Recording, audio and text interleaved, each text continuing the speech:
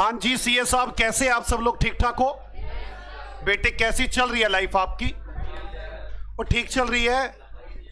हे ढीले ढाले बच्चों जो सबसे पीछे बैठे हैं, क्या मैं आपको नजर आ रहा हूं? नहीं नजर आ रहा क्या? और तो कोई जवाब दो, हाँ ना, कोई जवाब दो। पता कैसे कहते हैं? देखो मैं क्या, मैं नजर आ रहा हूं? वैसा क्या मतलब समझू, हाँ या ना?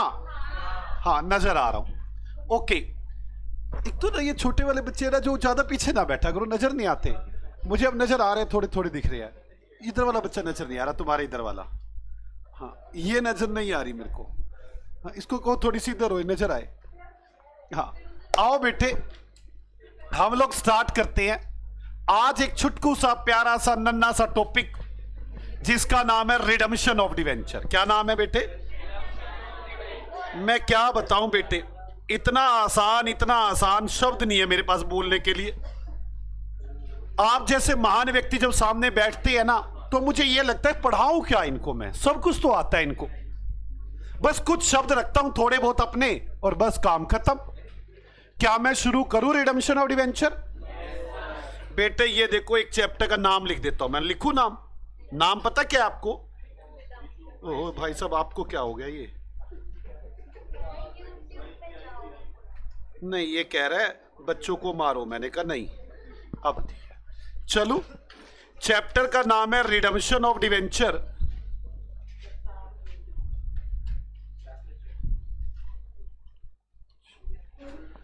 अरे है बड़ा छुटकू सा चैप्टर। आप रिडम्पशन का मतलब बताओ। मैं इसमें आपको दो चीजें सिखाऊंगा, एक सिखाऊंगा मेथड, एक सिखाऊंगा सोर्स। मैं बाद में बताऊंगा मैं ये क्या सिखाना चाहता हूं, पहले समझ लो। मैंने आप लोगों से लोन पर पैसा लिया हुआ है, बदले में आपको डिवेंचर दिए हुए हैं। मतलब मैंने आपसे 100 रुपए 100 रुपए 100 रुपए 100 रुपए 5 आदमियों से 100 रुपए लिए। बताना मैं कंपनी हूं, मेरे पास कितने पैसे आ गए? 500 रुपए। मैं आपको इंटरेस्ट तो दूंगा ही दूंगा 500 रुपए का। 100 व्यक्ति, ये जो 5 व्यक्ति मैं कह रहा हूं, पांचों अलग अलग है। 5 व्यक्तियों से मतलब एक डिवेंचर, 2 3 4 5, मैंने 5 लोगों को एक एक डिवेंचर इशू किया। मेरे पास 500 रुपए आ गए, मैं उसका ब्याज दूंगा आपको, और कुछ टाइम के बाद मैं आपके ये 500 रुपए वापस दे दूंगा। इन पैसे वापस देने को बोलते हैं रिडम्पशन ऑफ डिवेंचर। क्या बोलते हैं? Redemption of debenture. मुझे आपको ये ही सिखाना है, रिडम्पशन ऑफ डिवेंचर। बड़ा ही आसान सीधा साधा सा प्यारा सा टॉपिक है। तो क्या मैं अपनी बात शुरू करूं रिडम्पशन ऑफ डिवेंचर की? मुझे आपके 500 रुपए वापस देने हैं। इस 500 रुपए वापस देने के कई तरीके हैं। तरीका नंबर 1, मैंने आज इशू किए, मैंने कहा था 5 साल के बाद पेमेंट करूंगा। पहला साल सिंपल चला, दूसरा साल सिंपल चला, तीसरा साल सिंपल चला, चौथा साल, 5वें साल में आकर मैंने सारे पैसे एक साथ सबको दे दिए। मैंने 5 को बुलाया, मैंने कहा अपने 100 रुपए वापस पकड़ो। इस पेमेंट के तरीके को बोलते हैं लमसम मेथड। क्या बोलते हैं? Lump sum method. एक साथ एक मुश्त राशि, हिंदी में बोलते हैं एक मुश्त राशि, एक साथ टोटल पेमेंट कर डालना। मैंने आपको बुलाया, एक साथ पूरी पेमेंट की, बात खत्म हो गई। कोई डाउट? ये तो एक तरीका है। दूसरा, इंस्टॉलमेंट में पेमेंट करना। मैं हर साल 100 रुपए की पेमेंट करता रहता हूं। मैंने कहा टुकड़ों में पेमेंट करूंगा, इंस्टॉलमेंट में पेमेंट करूंगा, हर साल 100 रुपए की पेमेंट करूंगा। अब इसमें बड़ी लड़ाई हो जाती है। मान लो मेरी कंपनी अच्छी है, मैंने इस साल 100 रुपए वापस देने हैं। 5 जने बैठे, मैंने कोई भी जना 100 रुपए वापस ले लो। कोई वापस लेने को तैयार होगा? नहीं। कह रहे ब्याज तो आ रही है, कंपनी अच्छी है, आज नहीं तो कल पैसे मिल ही जाएंगे। तो वो आपस में लड़ पड़ते हैं। और अगर मेरी कंपनी गंदी है, डूबने वाली कंपनी है, मैं कहता हूं मैं 100 रुपए वापस दे रहा हूं, 5 आपस में लड़ पड़ते, कहते पहले मेरे वापस आने दे। हाँ या ना? तो जब इंस्टॉलमेंट में पेमेंट करते हैं तो बड़ी दिक्कत आती है। फिर हम क्या करते हैं, 5 का नाम लिखकर एक लॉटरी उसमें डाल देते हैं, बॉक्स में। उसमें से निकालते हैं लॉटरी। जिसका नाम निकल आए उसको वापस दे देते हैं। इसको बोलते हैं लोटरी मेथड। क्या बोलते हैं इसको? Lottery method. पहला मेथड कौन सा है? लमसम। दूसरा मेथड कौन सा है? Lottery method. एक तरीका और भी होता है लोटरी मेथड में, यहां पर वो कह रहा आपके सिलेबस में नहीं है, उसको बोलते हैं ओपन मार्केट। ओपन मार्केट में हल्का सा बता देता हूं, आपके सिलेबस में तो नहीं है। मुझे 100 रुपए के डिवेंचर की पेमेंट करनी है, मैं चुप करके बैठा रहता हूं। मैं देखता हूं इसमें से किसी को जरूरत हो, कोई मार्केट में बेचने के लिए आया हो अपने डिवेंचर, चुपचाप जाता हूं उससे डिवेंचर खरीद के ले आता हूं। इसे बोलते हैं ओपन मार्केट। क्या बोलते हैं इसे? Open market. किसी का नाम नहीं होता, कोई लॉटरी नहीं डालते हम, वैसे ये हमारे सिलेबस में नहीं है। तीसरा, पेमेंट का तरीका। आप मेरे पास आए, मैंने कहा जी आपको डिवेंचर की पेमेंट करनी है, आप मेरे शेयर ले जाओ। डिवेंचर खत्म कर दिया, उसके बदले शेयर दे दिए, या डिवेंचर खत्म कर दिया उसके बदले लैंड एंड बिल्डिंग दे दी। इसको बोलते हैं कन्वर्जन मेथड। कौन सा मेथड है? Conversion method. तो हमारे पास रिडम्पशन के 3 तरीके हो सकते हैं, लमसम, लोटरी, कन्वर्जन। लमसम में क्या होता है? किसी को पेमेंट नहीं की जाती, 5 साल के बाद एक साथ पेमेंट कर दी जाएगी। लोटरी में बीच बीच में थोड़ी थोड़ी पेमेंट की जाती है। कन्वर्जन में कोई भी चीज, जैसे शेयर्स, डिवेंचर ले लिए जाते हैं, शेयर्स की पेमेंट कर दी जाती है। मेरे साथ सारे बोलो बोलो, method of redemption, lump sum, instalment, conversion. Instalment में 2 होते हैं, लोटरी और ओपन मार्केट। मेरी बात समझ में आ गई है? चलो, पेमेंट होती कैसे? कुछ भी नहीं करना। मान लो एक बात बताओ, मैं पहले लमसम की बात कर लूं। मैंने डिवेंचर इशू कर दिए, मैंने यहां पे 500 रुपए के डिवेंचर इशू किए, मैंने कहा 12% इंटरेस्ट दूंगा और यहां पेमेंट कर रहा हूं। और हमेशा एक डेट फिक्स होती है कि ब्याज कब दी जाएगी। नॉर्मली 30 सितंबर और 31 मार्च 6 महीने की ब्याज दी जाती है। मैं 30 सितंबर को ब्याज दे दूंगा, फिर 31 मार्च को ब्याज दे दूंगा, फिर 30 सितंबर को ब्याज, 31 मार्च, 30 सितंबर, 31 मार्च, 30 सितंबर, 31 मार्च, 30 सितंबर, 31 मार्च। ब्याज देने के बाद क्या करूंगा? यहां पे पेमेंट, पैसे वापस कर दूंगा। इसे बोलते हैं लमसम मेथड। क्या बोलते हैं इसे? Lump sum method. मैं एक काम करता हूं, आप लिखना शुरू करें, पहले थ्योरी में लिखे एक बार, मेथड ऑफ रिडम्पशन। क्या लिखोगे? Method of redemption.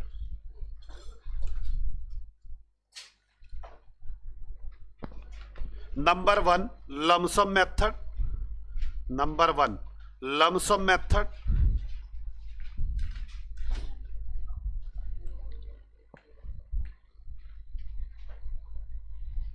Number 2 instalment method. Instalment method में कौन कौन से है? एक तो लोटरी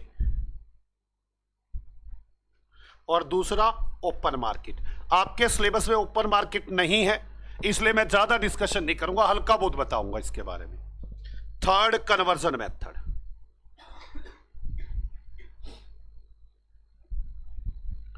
आप अपने पास लगभग 3 पेज छोड़ दो थ्योरी के। इसके बाद मैं थ्योरी लिखवाऊंगा 3 पेज में। 3 पूरे छोड़ लो, चलो 2 पूरे, चलो 3 पूरे छोड़ लो। 3 पूरे का मतलब 6 सिंगल।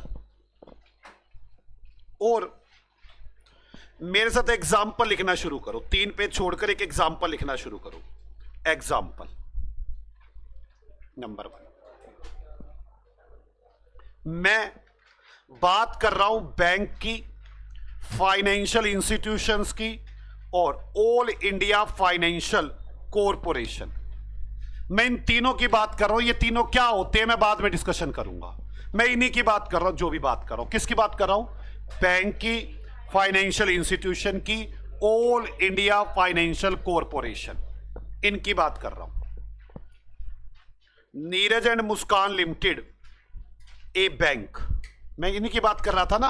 बैंक की, फाइनेंशियल इंस्टीट्यूशन की और ऑल इंडिया फाइनेंशियल कॉरपोरेशन की। Issue 12% debenture on 1 April 2019।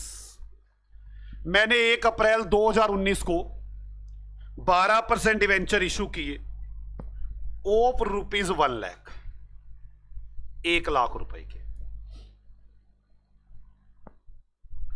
Debenture were redeemed on 31 दिसंबर 2022। 31 दिसंबर 2022 को मैंने डिवेंचर की पेमेंट करनी है। Interest always paid on 30 September and 31 मार्च। हम 30 सितंबर और 31 मार्च को हमेशा ब्याज देते हैं। Show journal entries, show journal. आप जर्नल एंट्रियां बताएं। सॉल्यूशन, मैं सीधी सीधी बात करने वाला हूं, ध्यान से सुनना। मैं बना ही देता हूं पहले ये देखो। मैंने कब शेयर इशू, डिवेंचर इशू किए हैं? 1 अप्रैल 19 को। ये क्या होगा? 31 मार्च 20। ये क्या होगा? 31 मार्च 21। ये क्या होगा? 31 मार्च 22। ये क्या होगा? 31 मार्च 23। इनके डिवेंचर की रिडम्पशन कब करनी है? 31 दिसंबर 22। तो 31 दिसंबर 22 कहां पे आएगा? यही आ जाएगा। 21 मार्च 22 यहां आ जाएगा। 31 दिसंबर 22 यहां पर पेमेंट करनी है मुझे।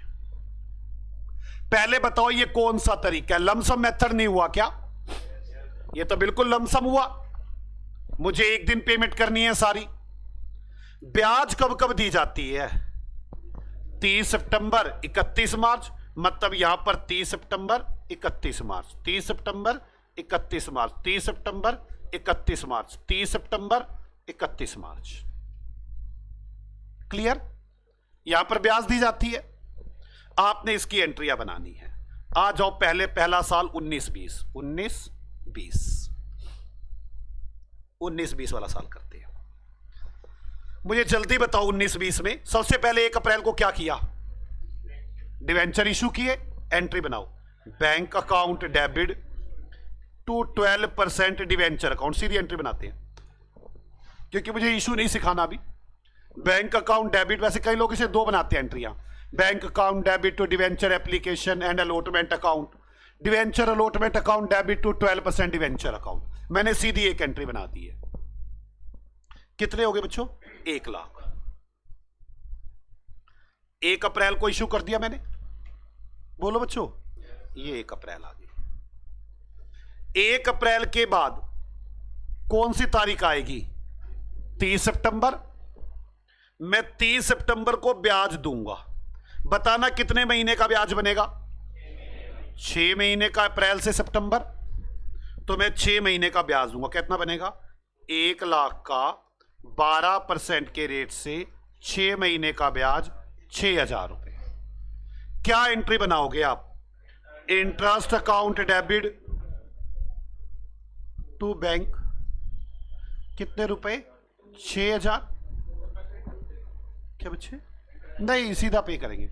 Interest account debit to bank 6,000 रुपए। अब इसके बाद कौन सी तारीख आएगी? 31 मार्च। यहां पर भी ब्याज दिया जाएगा। क्या एंट्री बनेगी? Interest account debit to bank, कितने रुपए? 6,000 रुपए।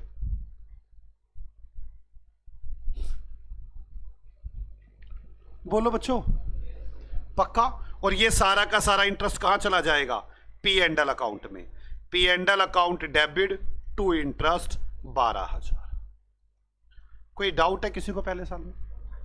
किसी को डाउट हो तो बताओ। 19-20 में अब कौन सा साल शुरू हो जाएगा इसके बाद? 20-21। 20-21 में क्या आएगा? 30 सितंबर। तो साल शुरू हो गया 20-21। 20-21 को 30 सितंबर को क्या होगा? इंटरेस्ट दिया जाएगा। Entry interest account debit to bank 6,000 रुपए। फिर कौन सी तारीख आएगी? 31 मार्च। फिर क्या दिया जाएगा? इंटरेस्ट।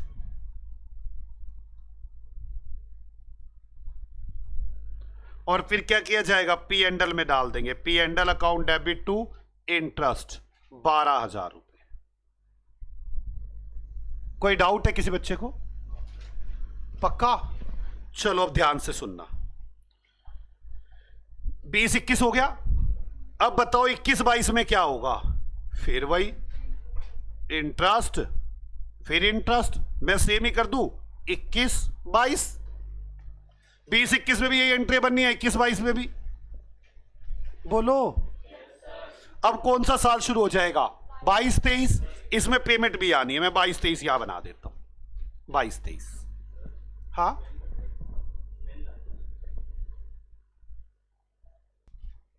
22-23। 22-23 में क्या होगा? पहले 30 सितंबर तक का ब्याज दिया जाएगा।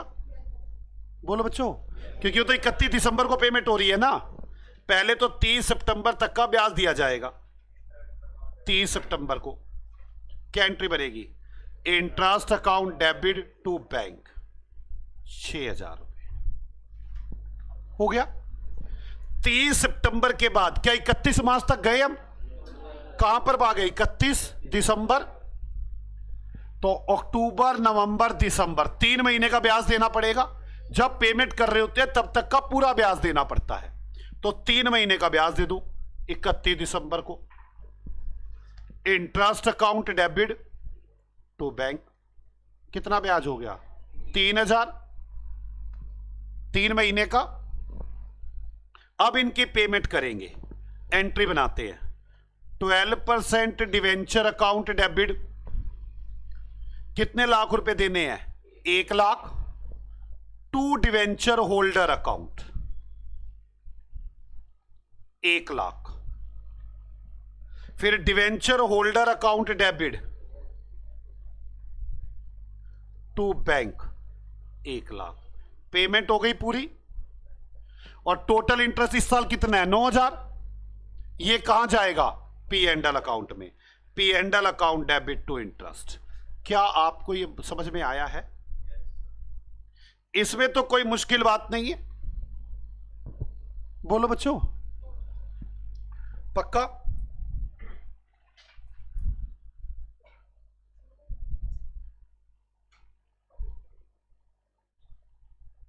कोई डाउट है किसी को? पक्का? ये था लमसम मेथड। कौन सा मेथड था ये? Lump sum method. एक ही बार पेमेंट करता। और मैं किनको करवा रहा हूं आपको? बैंक, फाइनेंशियल इंस्टीट्यूशन और ऑल इंडिया फाइनेंशियल कॉरपोरेशन में जितने भी अभी एग्जांपल दे रहा हूं, बस हमें तीनों में से कोई एक हूं। मैं भी समझाऊंगा कि मैं ऐसा क्यों कह रहा हूं। किसी को इसमें डाउट हो तो बताएं। ये तो बड़ा सिंपल सा काम है, मुझे तो कोई मुश्किल लगा नहीं है काम। ठीक है, एक काम करते हैं, मैं अब करवाता हूं टुकड़ों में पेमेंट करना। टुकड़ों में पेमेंट करना। Example number 2।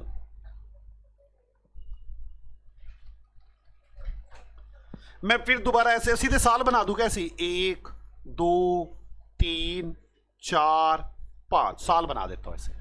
आप भी बना ले। मैं फिर यहां पर कौन हूं? या तो बैंक हूं, या फिर फाइनेंशियल इंस्टीट्यूशन हूं, या ऑल इंडिया फाइनेंशियल कॉरपोरेशन हूं। मैं यही सोच के क्वेश्चन कर रहा हूं सारे। मैं लिख दूं क्या? या फिर Neeraj and Muskan limited A bank, A bank, bank हूं मैं। ठीक है, चलो। ये है 19-20, ये 20-21, 21-22, 22-23, 23-24। कई साल बना दिए मैंने। 19 में इशू 12% डिवेंचर 1 लाख रुपए के, यहां पर मैंने इशू किए।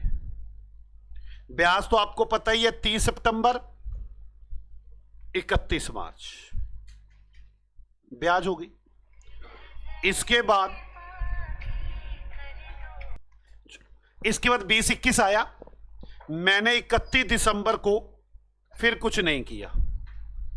31 दिसंबर को मैंने फिर कुछ, वो 30 सितंबर को मैंने कुछ नहीं किया। 31 दिसंबर को, यहां पर 31 दिसंबर को,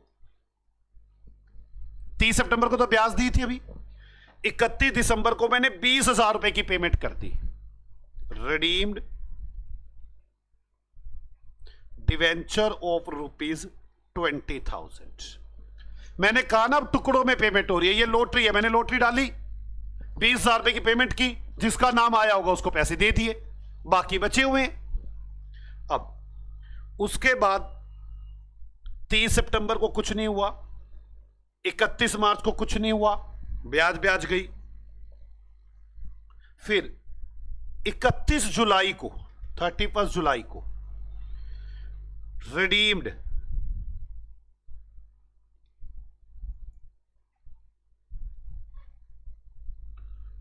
डिवेंचर ऑफ ₹30,000, 30,000 रुपए के डिवेंचर की पेमेंट कर दी।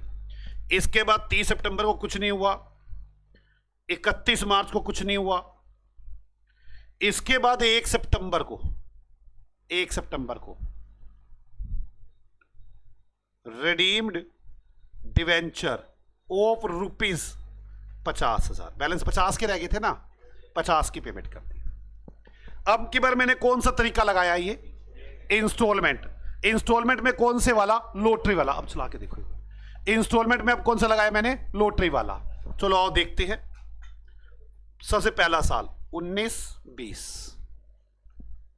सबसे पहले 1 अप्रैल को क्या हुआ, सबसे पहले 1 अप्रैल को इशू, एंट्री बनाओ, bank account debit to 12% debenture account, 1 lakh रुपए।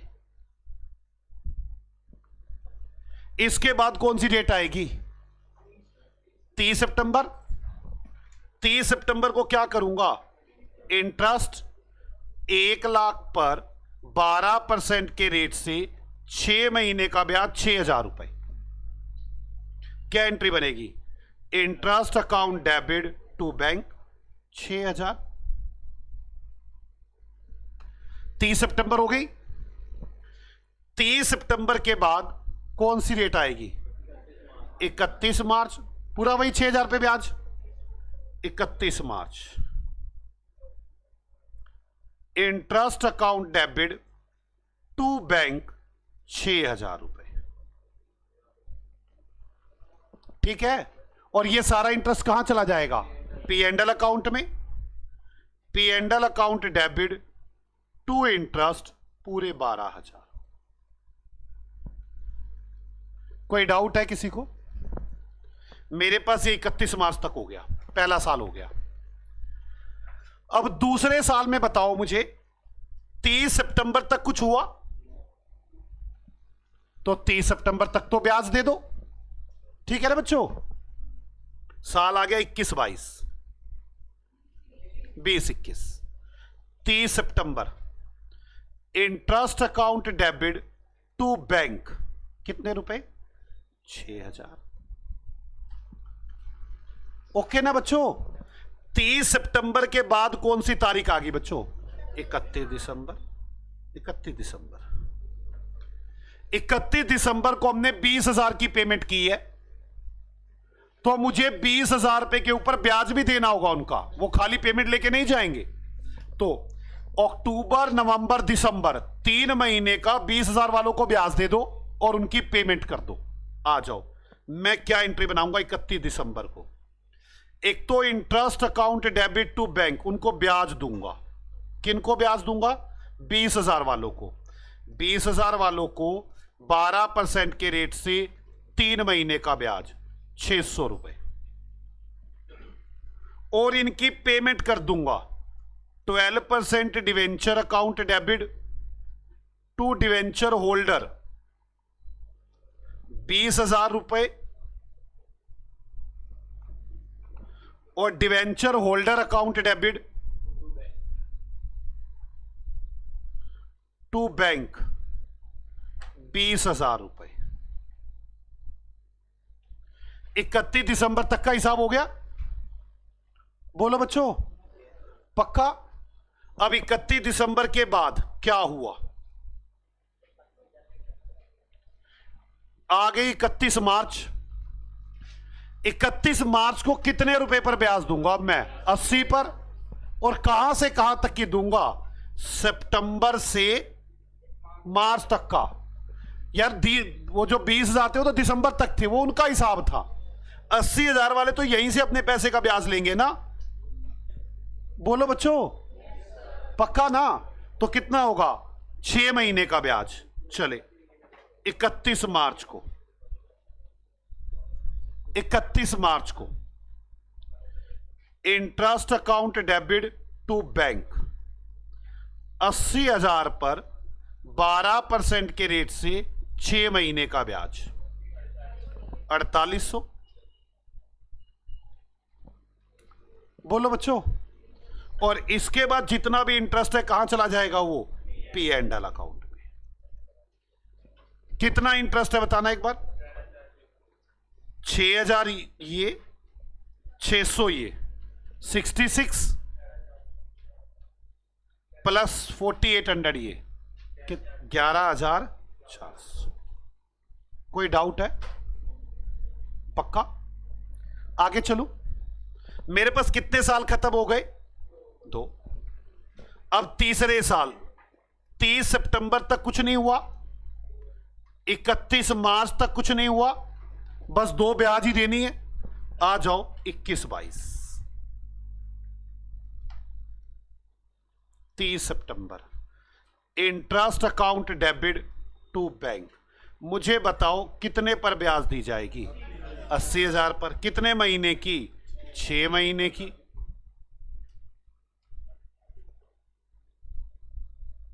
फिर कौन सी तारीख आएगी? 31 मार्च।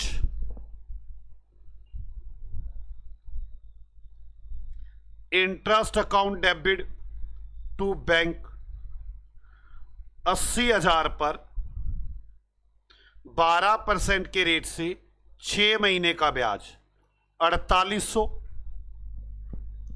और ये सारा का सारा कहां चला जाएगा? पी एंड एल अकाउंट में। P and L account debit to interest कितना आ गया? 9600। अब ठीक चल रहा है बच्चे? कूलिंग कर रहा है अभी? कर रहा है? देखते अभी। 9600। चलो आगे।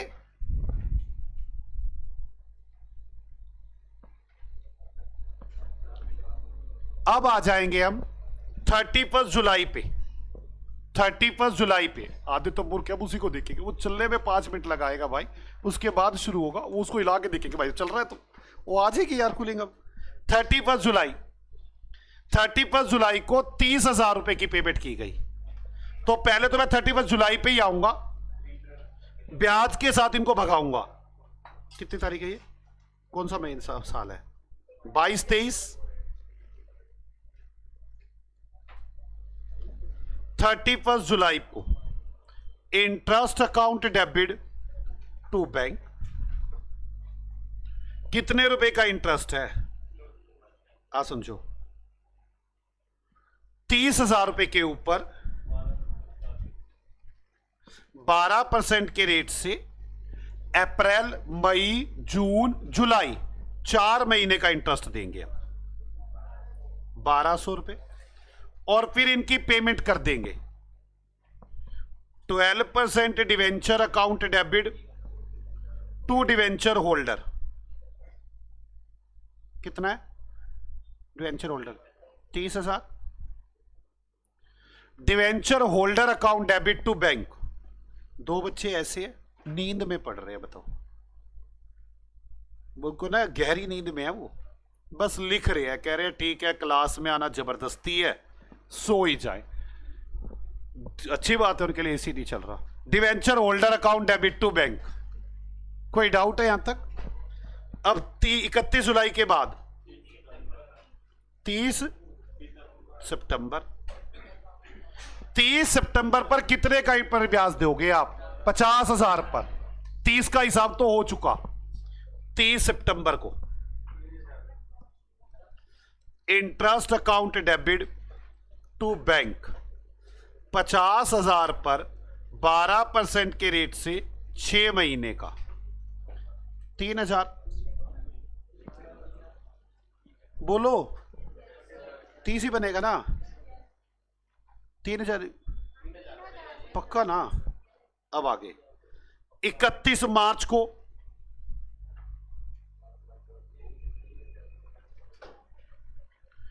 31 मार्च को फिर दोबारा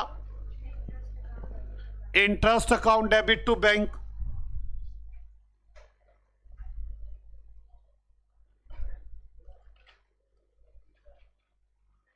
₹50,000 पर 12% के रेट से 6 महीने का ब्याज 3,000।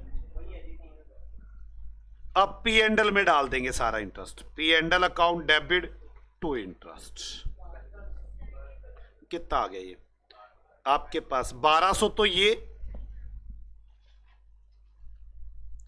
3 और 3 6, ये 7,200। अब आ गया आखिरी साल,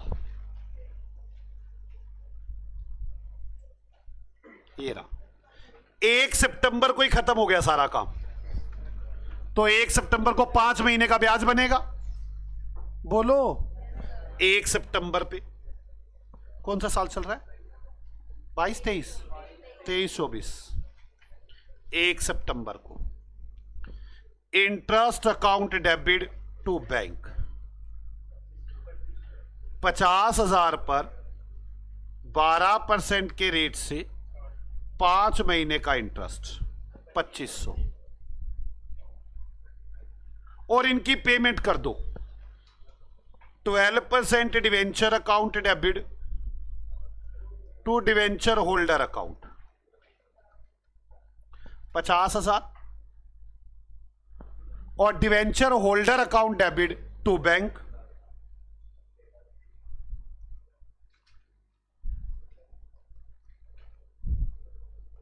50,000। कोई डाउट है क्या यहां तक? अब 30 सितंबर को कोई ब्याज दूंगा मैं, 31 मार्च को कोई ब्याज दूंगा मैं, बस जो ब्याज पड़ा उसे पी एंडल में डाल दूंगा।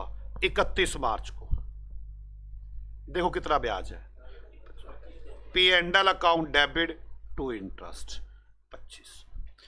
क्या आपको इंस्टॉलमेंट सिस्टम और लमसम सिस्टम समझ में आया? इंस्टॉलमेंट में क्या करते हैं, एक साथ वो टुकड़ों में पैसे देते हैं, और लमसम में क्या करते हैं, एक साथ पैसे दे देते हैं। किसी को डाउट है? आप और मैं मिलकर एक काम करते हैं, हम लोग लिखते हैं थ्योरी में ये बात।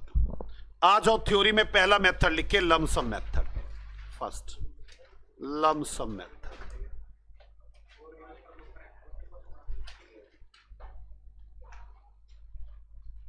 lump-sum method. In this method,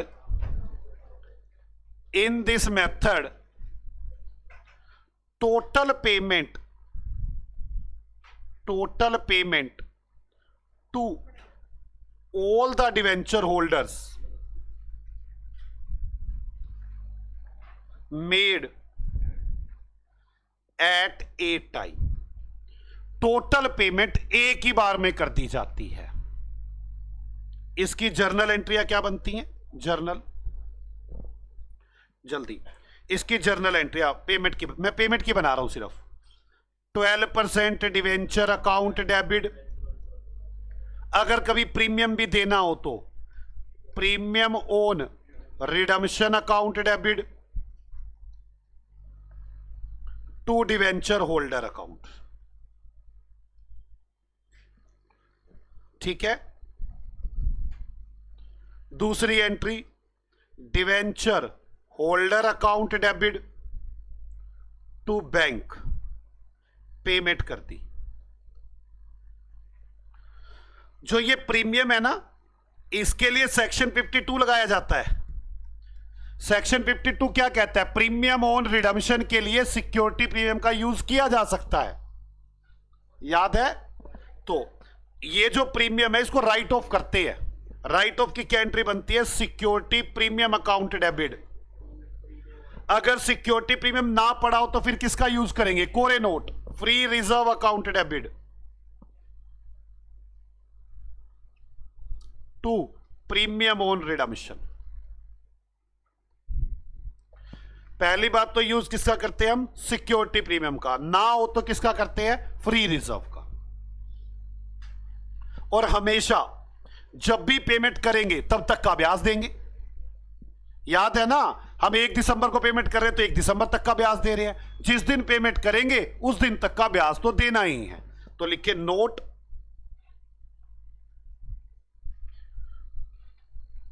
always paid interest at the time of redemption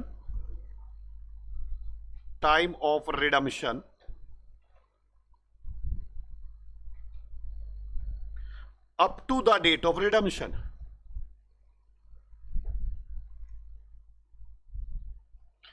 जिस दिन आप रिडम्पशन कर रहे हैं उस दिन तक की डेट तक का ब्याज जरूर देंगे। आपको यह समझ में आ गई? चलो, लॉटरी मेथड में क्या होगा? उसमें भी यही एंट्रियां होंगी। जैसे इसमें तो एक साथ पूरे 5 लाख की पेमेंट होगी, उसमें लाख लाख की एंट्री होगी। एंट्रियां तो यही होंगी उसमें भी। लिखिए second method, lottery method, instalment method.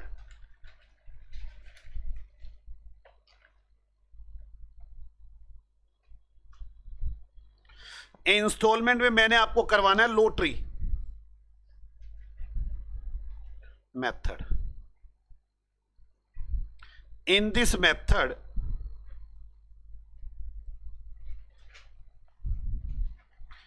payment made in installment, entry क्या लिखूंगा? जर्नल एंट्री में क्या लिखूं? Same as lump sum. बोलो, लिखो journal same as lump sum. Second method है, इसका सेकेंड मेथड कौन सा था? Open market, note in syllabus. Syllabus में नहीं है।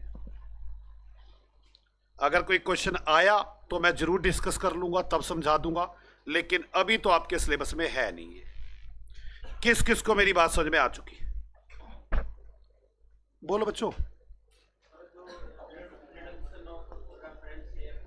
रिडम्पशन ऑफ, हाँ,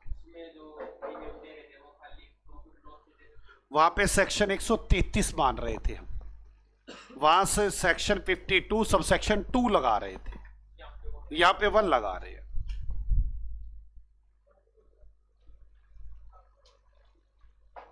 थर्ड मेथड भी लिख लो, conversion method. Conversion method, third method conversion method. Conversion method क्या था बच्चों? हम अपने डिवेंचर्स के बदले शेयर दे देंगे।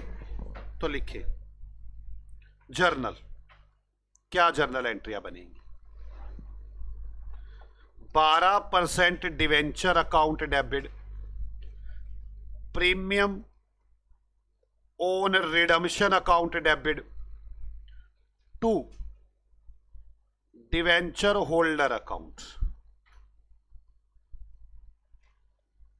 ठीक है, अब इसको पेमेंट जब करेंगे तो कैसे करेंगे? Debenture holder account debit to equity share capital या प्रेफरेंस शेयर कैपिटल या टू डिवेंचर, नई डिवेंचर दे दे। अगर महंगे देंगे तो टू सिक्योरिटी प्रीमियम। यहां तो कोई डाउट है किसी को? ये तो था मेथड ऑफ रिडम्पशन। टॉपिक अब शुरू होता है मेथड के लिए पैसे कहां से लाएंगे, पेमेंट के लिए पैसे कहां से लाएंगे, सोर्स क्या होगा। मेन मेरा जो ये फर्स्ट टॉपिक तो हो भी गया, मेथड ऑफ रिडम्पशन। मैं अभी बैंक की बात कर रहा हूं, बैंक, फाइनेंशियल इंस्टीट्यूशन और ऑल इंडिया फाइनेंशियल कॉरपोरेशन। अभी मैं कुछ समझाना चाहता हूं, कुछ लॉ में अमेंडमेंट आई है, इसलिए मैंने पहले ये लिया है। अभी मैं उस पर आ जाऊंगा अपने आप। मैं पहले अब आपको बताना चाहता हूं सोर्स, पैसे कहां से आएंगे डिवेंचर की पेमेंट करने के लिए। तो सोर्स क्या होते हैं, कैसे होते हैं, मैं पहले डिवेंचर की पेमेंट तो नहीं, पहले मैं वैसे ही बताता हूं कि सोर्स का क्या मतलब होता है। सोर्स का मतलब मैं पैसे जोड़ूंगा बच्चों, पैसा लाऊंगा कहां से? डिवेंचर की पेमेंट तो कर दूंगा, आपने कहा debenture holder account debit to bank, पैसा आएगा भी तो सही कहीं से, इंतजाम कहां से होगा? सोर्स क्या होगा पैसों का? पेमेंट करनी तो आ गई, सोर्स भी तो पता हो ना, पैसे यहां से आएंगे पेमेंट करने के लिए। यार आपने फीस देनी है, पैसा कहां से लाओगे? या तो पापा कमा रहे होंगे वो पैसा दोगे, या जोड़ रखे होंगे पैसे उसमें से दोगे। सोर्स भी तो होगा ना कुछ ना कुछ। आपको पहले मेरी ये बात समझ में आती है सोर्स की? तो अब मैं आपसे जो डिस्कशन करने जा रहा हूं वो सोर्स के बारे में डिस्कशन करने जा रहा हूं। हम रियल लाइफ में कैसे क्या करते हैं, जैसे मैं बताता हूं, मुझसे कई लोग आके पूछते हैं सीए का खर्चा कितना, हम पे नहीं कर पा रहे। मैं उन्हें कहता हूं आप 5,000 रुपये महीना निकाल के अलग रखते रहे, और 4.5 साल तक अब 5,000 रुपये महीना खर्चा है आपका, जितनी स्कूल की फीस हुआ करती थी। ये आपका खर्चा चलेगा ही चलेगा। हो सकता है आपको 2-4 महीने पैसे ना देने पड़े, बाद में इकट्ठे देने पड़ जाए, बस इतना सही फर्क है। आज से 6 महीने कोई पैसे नहीं मांगता, फिर एकदम 30,000 रुपये मांग लेता है। खर्चा यही पड़ता है जो मैंने 4.5 साल की एवरेज निकाल रखी है। ओके, अब समझो, अब वो लोग क्या करते हैं। मैं उन्हें बोलता तुम अपनी इनकम कमाओ, 5,000 रुपये निकाल के अलग रख दो, इनकम कमाओ 5,000 रुपये निकाल के अलग रख दो। क्लियर? तो वो अपने सोर्स में से क्या करते हैं, 5-5 हजार रुपये निकाल के अलग रखते रहते हैं। अब वो अलग रख नहीं पाते कई बार, मैं वो सारी प्रॉब्लम अब आपके साथ डिस्कस करता हूं वो कैसे करते हैं लोग। अब सोचो हमने क्या करना है, मान लो 6 महीने मुझे कुछ टाइम के बाद 30,000 रुपये देने हैं।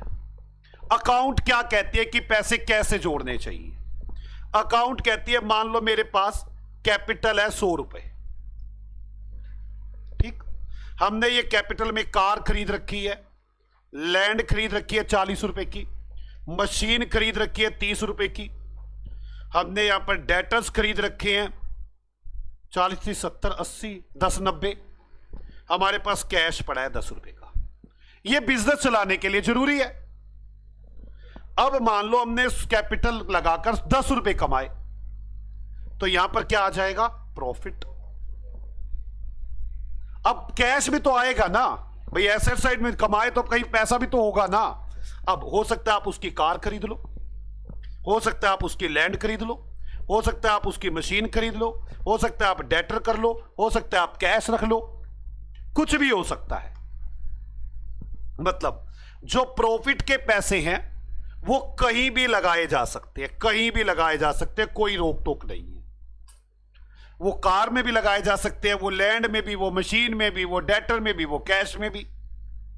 अधिकतर लोग क्या करते हैं, वो पैसे कमाते रहते हैं और कभी कार में तो कभी लैंड में, कभी मशीन में तो कभी डेटर्स में लगाते रहते हैं।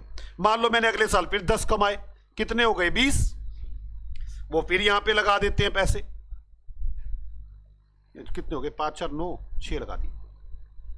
उन्होंने फिर कमाए 10 रुपए, 2 2 4 2 6 4 10, इस तरह से पैसा लगाते रहते हैं। फिर हम उन्हें कहते हैं भाई साहब आपने पैसे कमाए, वो कहते हैं 30 रुपए कमाए, हम कह रहे हैं लाओ फीस दो, वो कहते हैं कैश तो है ही नहीं हमारे पास। वो शॉर्टेज में फंसे रहते हैं, वो इस कमाई को कहीं भी खर्च कर देते हैं। अकाउंट बोलती है अगर आपके पास पैसे जोड़ने हैं, कोई पता है आपको आज से कुछ टाइम के बाद आपको पैसे देने हैं, तो आपको एक गुल्लक बना लेनी चाहिए, पैसे उस गुल्लक में डाल देने चाहिए और उन पैसों का यूज ही नहीं करना चाहिए, तब जाके काम चलेगा। अकाउंट क्या कहती है, क्या करो? अकाउंट कहती है देखो कैपिटल थी 100 रुपए की, आपने car, land, machine, debtors, cash 10 40 30 10 10, आपने प्रॉफिट कमाया 10 रुपए। आपको पता है कि मुझे 2 रुपए हर साल जोड़ने हैं, इसमें से 2 रुपए निकाल लो, इसको कितना कर दो 8, और एक फंड बना दो। क्या बना दो? फंड, उसमें डाल दो। और जो ये फंड है इसके पैसे की एफडी करवा दो, फंड एफडी ₹2। मेरी बात समझ में आ गई? बाकी कितने बचे? 8। 8 का आप जो मर्जी करो, 2, 2, 4, 2, 6, 2, 8, जो मर्जी करो, कोई रोक टोक नहीं। अगला साल आएगा आप फिर 10 कमाओगे, आप क्या करो फिर, यहां कितने कर दो? 8, और ये फंड में कितने डाल दो? 2, और उस फंड की क्या करवा दो? एफडी। क्लियर? फिर दोबारा आप कमाओगे 8 इसमें, 2 फंड में, और इसकी क्या करवा दो? एफडी। हमें इस तरह से पैसे जोड़ने चाहिए, इधर तो फंड रखते रहें, इधर एफडी करवाते रहें, पैसे जुड़ते चले जाएंगे गुल्लक में। फिर जब जरूरत होगी एफडी तुड़वाएंगे, पेमेंट कर देंगे,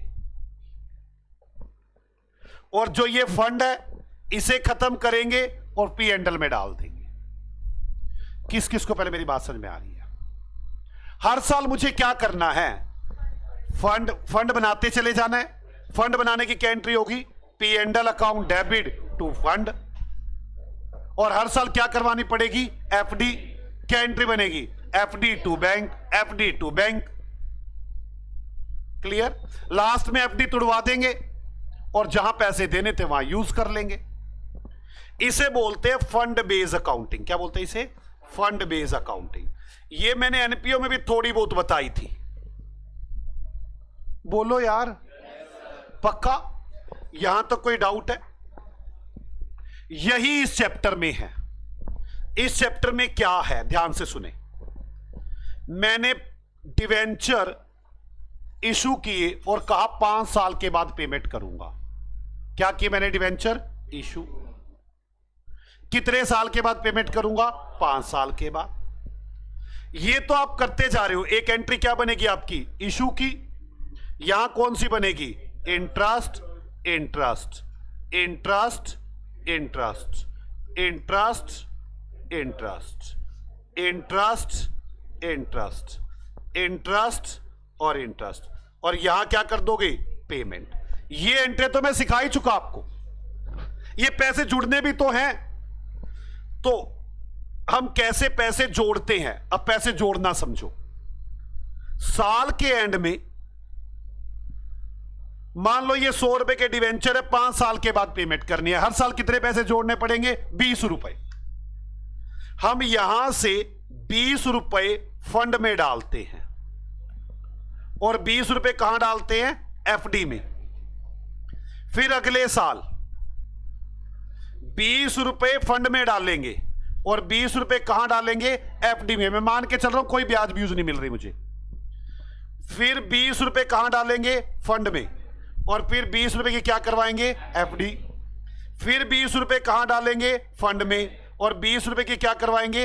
एफडी। फिर यहां से 20 रुपए कहां डालेंगे? फंड में। और 20 रुपए की एफडी अब करवाने की जरूरत ही नहीं, अब तो बल्कि 80 रुपए की एफडी तुड़वा देंगे और पेमेंट हो जाएगी। ये है सोर्स। सोर्स समझ में आया? सोर्स का मतलब होता है अपने प्रॉफिट में से पैसे जोड़ते रहो, जोड़ते रहो, जोड़ते रहो, लास्ट में एफडी तुड़वा देना। लोग इन दोनों को मिक्स करके पढ़ते हैं। ये पहले क्या था? मेथड। ये क्या चीज है? सोर्स। क्लियर? मैं अभी आपको बताऊंगा, एक लॉ में अमेंडमेंट आई है, वो सिखानी है मुझे आपको। अभी तो मैं फंड बेस्ड अकाउंटिंग बता रहा हूं। मुझे बताना बच्चों, मान लो मैं 19 रुपए फंड में जोड़ता हूं, या चलो 20 जोड़ता हूं। पहली बार तो 20 रुपए जोड़े, क्या एंट्री बननी चाहिए? 20 रुपए जोड़ने की P and L appropriation account debit to fund. अब जिस चीज के लिए पैसा जोड़ा जाता है ना, उसको फंड का नाम रख देते हैं। जैसे मशीन के लिए जोड़ना हो तो मशीन फंड, सीए के लिए जोड़ना है तो सीए फंड, नाम रख देते हैं। कई नाम इसे फंड भी नहीं कहते, कई लोग रिजर्व कहते हैं। जैसे अब हम किसके लिए जोड़ रहे हैं ये पैसा? डिवेंचर के लिए। लोग इसे कहते हैं डिवेंचर फंड। कई लोग इसे कहते हैं डिवेंचर रिडम्पशन रिजर्व, DRR। नहीं समझ में आई? पहले साल मैंने क्या एंट्री बनाऊंगा? P and L account debit to DRR, कितने रुपए? 20। और क्या करवा दूंगा? FD account debit to bank 20 रुपए। मैं कह रहा हूं ब्याज नहीं मिल रही। अगले साल फिर क्या होगा? P and L appropriation account debit to DRR, कितने रुपए? 20। क्या करवा दूंगा? FD account debit to bank. तीसरे साल क्या करूंगा? बोलो, इतने गधे हैं, इतना आसान समझा रहा हूं, अभी भी नहीं बोल रहे, बोलो। P and L appropriation account debit to DRR और पेमेंट FD करवा दूंगा, FD account debit to bank. कहीं तो FD को पता क्या बोलते हैं? DRR इन्वेस्टमेंट, मतलब डिवेंचर रिडम्पशन रिजर्व वाली इन्वेस्टमेंट, ताकि पहचानी जा सके। अगले साल P and L appropriation account debit to DRR, FD account debit to bank. तीसरे साल, चौथे साल, P and L appropriation account debit to DRR, FD। पहले DRR में इस साल का पैसा तो डाल लो, अब FD तोड़ो। Bank account debit to FD, पैसे आ गए, पेमेंट हो जाएगी।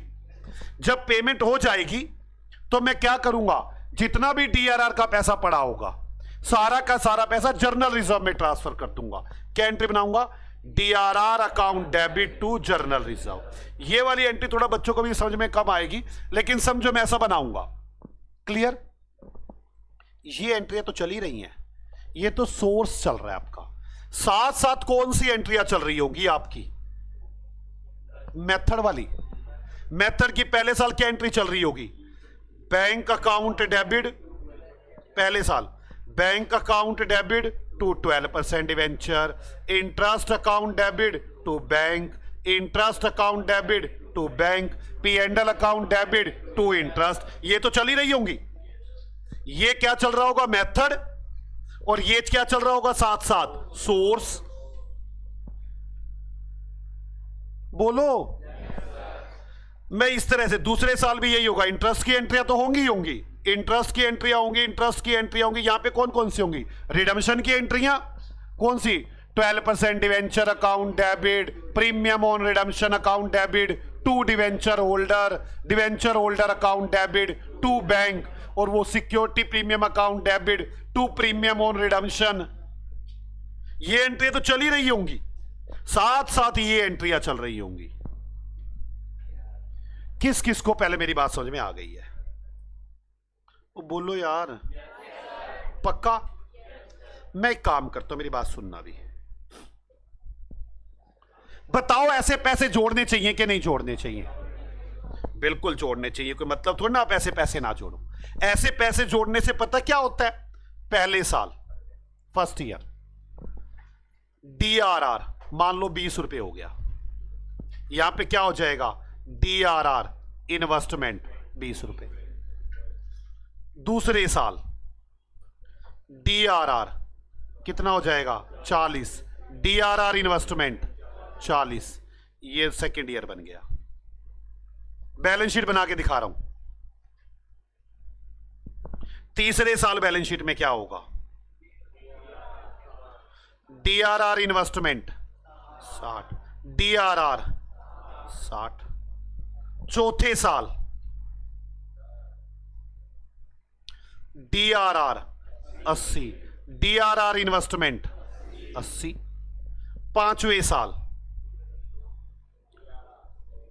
DRR 100।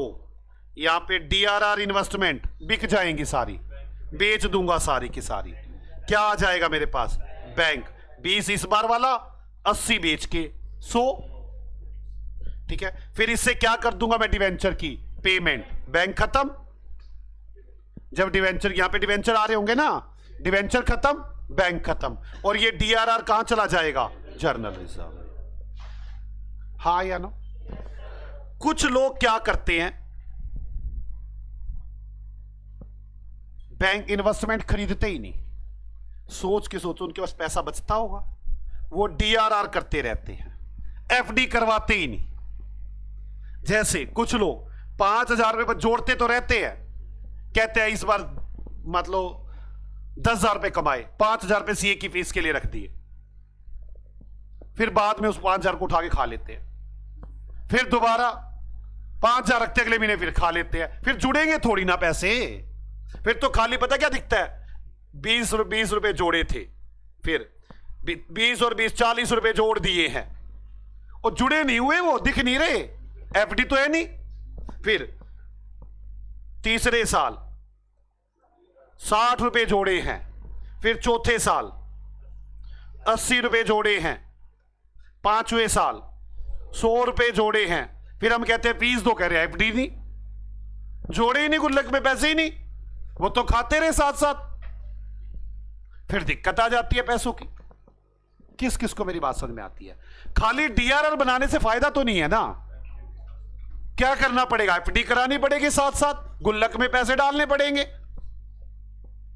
हाँ या ना भाई? बाद में गुल्लक तोड़ेंगे और पैसे आ जाएंगे। किसी को डाउट है? सही तरीका तो यही था। इतनी गंदी अमेंडमेंट आई, अजीब ही अमेंडमेंट आ गई यार। कुछ को तो कहा तुम लोगों को ना पैसे जोड़ने की जरूरत है ना इन्वेस्टमेंट करने की जरूरत है, आप तो सीधी पेमेंट कर देना जब आएगी, आपको सोर्स का इंतजाम ही नहीं करके रखना। ऐसा बैंक, फाइनेंशियल इंस्टीट्यूशन और ऑल इंडिया फाइनेंशियल कॉरपोरेशन, ये तीनों व्यक्ति ना कोई डीआरआर बनाते ना कोई डीआरआर इन्वेस्टमेंट करते। मेरी बात समझ में आ गई? ये तो बच ही गए सीधे। बोलो बच्चों, पक्का? अब अमेंडमेंट अगर मैं आपको बता दूं ना तो आप कमाल मान जाएंगे। इन्होंने तो ना ये डीआरआर का चक्कर ही खराब कर दिया, पता नहीं क्या बना दिया। मैं आपको अमेंडमेंट बताता हूं क्या है। जितनी भी अनलिस्टेड कंपनियां हैं, जितने भी अनलिस्टेड कंपनियां हैं, वो सब कंपनियां 2 3 4 5 पहले साल जितने भी डिवेंचर हैं उनका 10% डीआरआर बनाएंगी। क्लियर?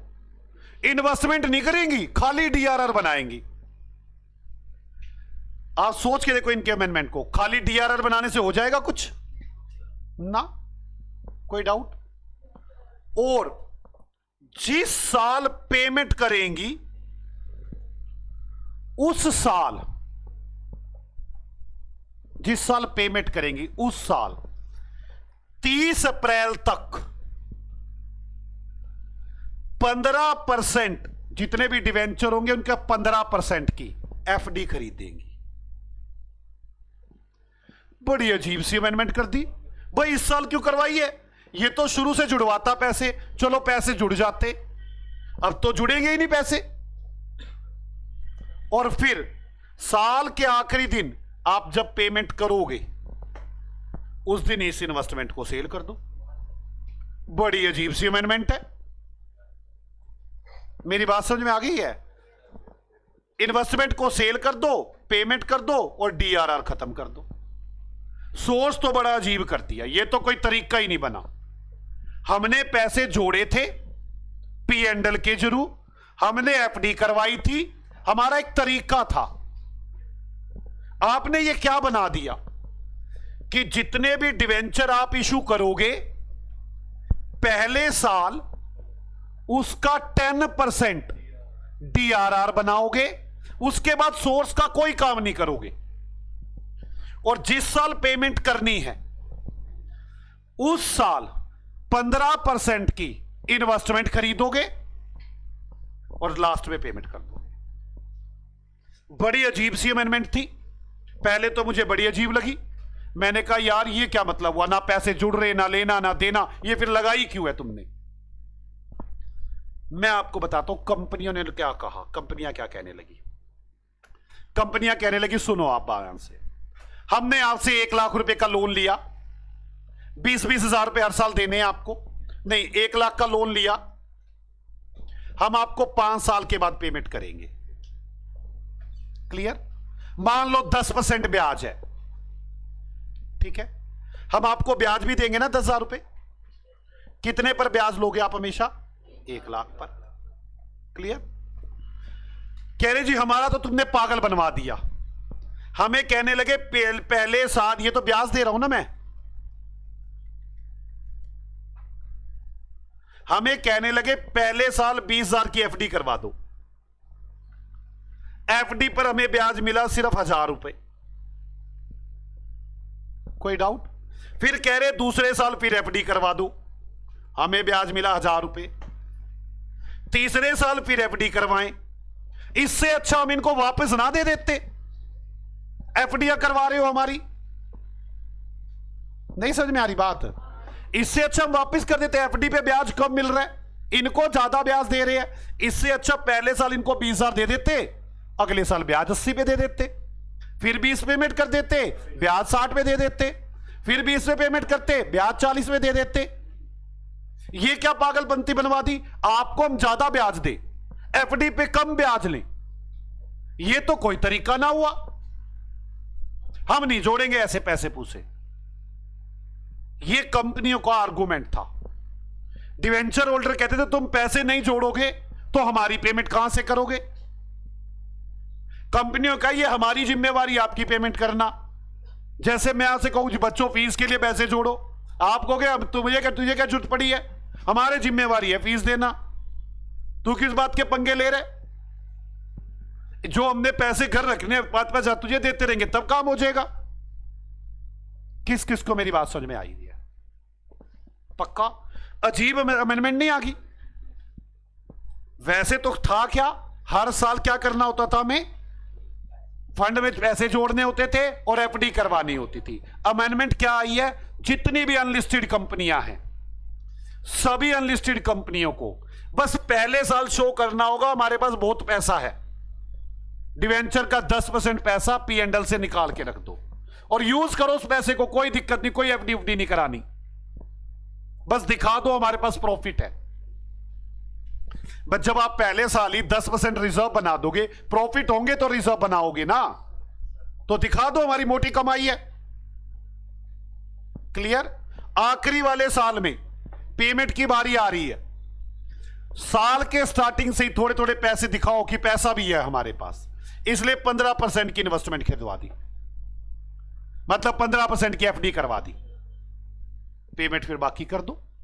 एक काम करते हैं, मैं ना एग्जाम्पल के जरिए ये बात समझाता हूं आपको। आ जाओ एग्जाम्पल नंबर 3। मैंने जो पहले 3 एग्जाम्पल लिए हैं आपके सामने, उन तीनों में तो सोर्स का चक्कर ही नहीं है। बताओ क्यों? पहले 3 लिए, 2 लिए हैं, पहले 2 लिए हैं, तो पहले 2 एग्जाम्पल में कोई चक्कर ही नहीं है सोर्स का। बताओ क्यों? क्योंकि वो बैंक है, फाइनेंशियल इंस्टीट्यूशंस है, ऑल इंडिया फाइनेंशियल कॉरपोरेशन है, उनको तो ना डीआरआर बनाना होता, ना इन्वेस्टमेंट करनी होती, वो तो सिर्फ पेमेंट का तरीका लगाते हैं, ब्याज देते रहते हैं, पेमेंट करते रहते हैं, ब्याज देते रहते हैं, पेमेंट करते रहते हैं, वो तो और कुछ करते ही नहीं है। अब चले आगे। अब मैं कर रहा हूं अनलिस्टेड कंपनियां। क्या कर रहा हूं? अनलिस्टेड कंपनियां। तो देखो अनलिस्टेड कंपनियों की बात है। अनलिस्टेड कंपनियां क्या करती हैं? 1 2 3 4 5 साल, 1 अप्रैल 2019, ब्याज तो वही 30 सितंबर 31 माह, 30 सितंबर 31 माह, 30 सितंबर 31, 30 सितंबर 31, 30 सितंबर 31, ब्याज तो वही जाएगी। 20 21 22 23 और 24। ठीक है बच्चों? अब 1 अप्रैल को इशू 12% प्रेफरेंस शेयर्स, ओ क्या कर रहा हूं, 12% डिवेंचर ऑफ ₹1 लाख, 1 लाख रुपए के डिवेंचर इशू किए। यहां पर कर देता हूं रिडम्पशन ऑफ डिवेंचर 1 लाख के। क्लियर? ये पूरा मेथड है। अब आपको पैसे जोड़ने भी हैं, क्योंकि कौन सी कंपनी है? Unlisted companies. इनका रूल क्या है? पहले साल क्या बनाना पड़ेगा? DRR, और आखिरी साल 30 सितंबर तक, 30 अप्रैल तक, 1 अप्रैल से साल स्टार्ट होगा ना, ये 30 अप्रैल तक आपको 15% इन्वेस्टमेंट करनी है। आ जाओ, अब मैं दोनों काम करता हूं। मैं ना ब्लैक पेन से लिखूंगा मेथड वाली एंट्रियां, और रेड पेन से लिखूंगा सोर्स वाली एंट्रियां। ठीक है, चलो पहले 19-20 साल आ गया। 19-20 1 अप्रैल को इशू किए bank account debit to 12% debenture. कितने के इशू किए? 1 लाख। लो जी, हो गया पहला साल, स्टार्ट कर दिया। अब कौन सी डेट आ गई? 30 सितंबर। क्या दूंगा मैं? इंटरेस्ट। क्या एंट्री बनेगी? Interest account debit to bank. 1 lakh पर 6 महीने का ब्याज हो गया 6,000 रुपए।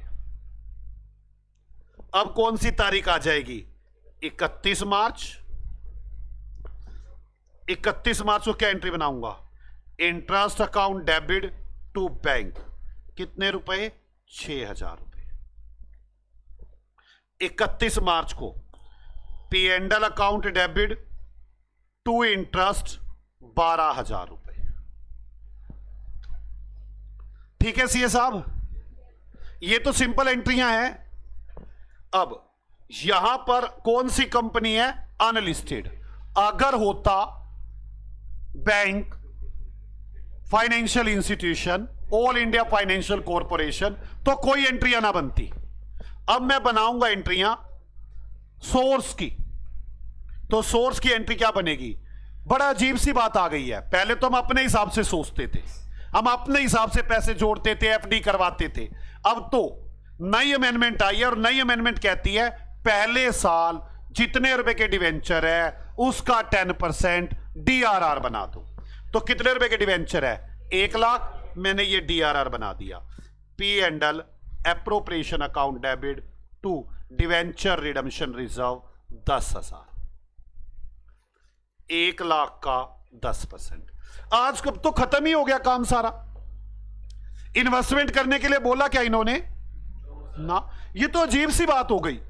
ये तो कोई जोड़ने का तरीका ही खत्म हो गया। बात समझ में आ गई? अब दूसरा साल शुरू हो गया। 20-21 30 सितंबर आ गया। इंटरेस्ट पे करो। Interest account debit to bank. कितने रुपए? 6,000। 31 मार्च आ गई, फिर इंटरेस्ट पे किया। सारे इंटरेस्ट को P&L में डाल दिया। 12,000 रुपए चला गया सारा इंटरेस्ट P&L में। अब तो बड़ा अजीब हो गया। कोई पैसा जोड़ना है, कोई FD करानी है, ये तो सब कुछ गलत गलत कर दिया यार आपने। वरना थोड़ा थोड़ा पैसा जोड़ते, FD करवाते। ना FD करवानी, ना पैसे जोड़ने। बात समझ में आ गई? इस साल तो फिर क्या होगा? कुछ भी नहीं। सोर्स वाली कोई एंट्री नहीं बनी। अगले साल कौन सी एंट्रियां बनेगी? सेम। सोर्स वाली कोई एंट्री नहीं। अगले साल कौन सी एंट्रियां बनेगी? सेम। सोर्स वाली कोई एंट्री नहीं। हां जी, कंपलसरी है, तभी ये पढ़ा रहा हूं मैं। जैसा मैं समझा रहा हूं, कंपलसरी वाला काम कर दिया। 20-21 हो गया। 21-22 सेम। 22-23 सेम। सेम एंट्रियां बनेंगी। बोलो बच्चों, पक्का? अब कौन सा साल आ गया? 23-24। अब 23-24 आ गया। अब सबसे पहले तो 23-24 में 30 अप्रैल तक आपकी सोर्स वाली एंट्री आ गई। 30 अप्रैल तक क्या एंट्री बनानी होगी आपको? 30 अप्रैल तक पैसा निकालकर इन्वेस्ट करना होगा। क्या बनाओगे? Debenture redemption reserve investment account debit to bank. 1 lakh के डिवेंचर है, उनका 15%, 15,000 रुपए की इन्वेस्टमेंट खरीदनी होगी। जबकि ये पता क्या है, ये साल के स्टार्टिंग होते ही दिखा दिया मैंने, देखो जी 15% पैसा तो ये पड़ा है, घबराओ ना, आपकी पेमेंट कर देंगे। बात समझ में आ गई? ये हो गए इन्वेस्टमेंट। अब इसके बाद तो 30 सितंबर आ जाएगा, फिर 31 मार्च आएगी। 30 सितंबर को ब्याज दो, 30 सितंबर को ब्याज दो। Interest account debit to bank, कितने रुपए ब्याज देंगे? 6,000। 31 मार्च को interest account debit to bank 6,000। ये सारा इंटरेस्ट पी एंड एल में चला जाएगा। P and L account debit to interest 12,000। Debenture holder की पेमेंट कर देंगे 12% debenture account debit to debenture holder 1 lakh. यही किया ना हमने, debenture holder account debit to bank